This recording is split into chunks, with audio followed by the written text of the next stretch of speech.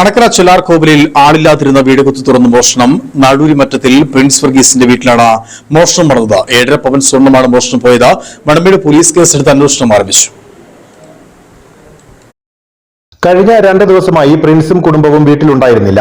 ഇന്നലെ വൈകിട്ട് വീട്ടിലെത്തിയെങ്കിലും ഇന്ന് രാവിലെയാണ് മോഷണം നടന്ന വിവരം ഇവർ അറിയുന്നത്.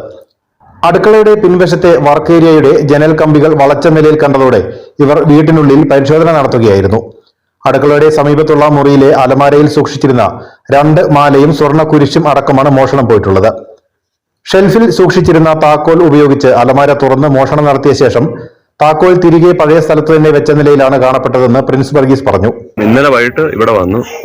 ഈ സംഭവം നമ്മൾ അറിയുന്നത് ഇന്ന് രാവിലെയാണ്.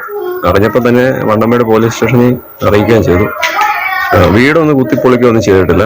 വീടിന്റെ അടുക്കള ഭാഗത്തുള്ള ഒരു ജനലിന്റെ 2 കമ്പി വളച്ചിട്ടാണ് കള്ളന്മാരകത്ത് കയറിയിരിക്കുന്നത്. ഏകദേശം 7.5 പവനോളം സ്വർണം നഷ്ടപ്പെട്ടിട്ടുണ്ട്. അത് താക്കോൽ ഉപയോഗിച്ച് അലമാര തുറന്ന് അലമാരയ്ക്കുള്ളിലെ ലോക്കറും തുറന്നിട്ടാണ് എടുത്തിട്ട് പോയത്. എന്നിട്ട് പഴയ പോലെ തന്നെ അലമാര പൂട്ടി താക്കോൽ എവിടെയാണ് നമ്മൾ വെച്ചത് അവിടെ തന്നെ വെക്കുകയും ചെയ്തു. രാവിലെ വൈഫ്